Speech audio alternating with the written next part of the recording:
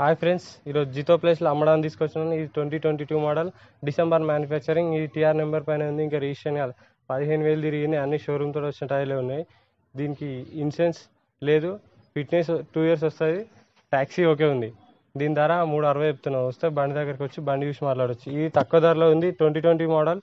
ఇది చిన్న సుట్ట పడ్డది, ఇక్కడ నాన్ యాక్సిడెంటల్ వెహికల్.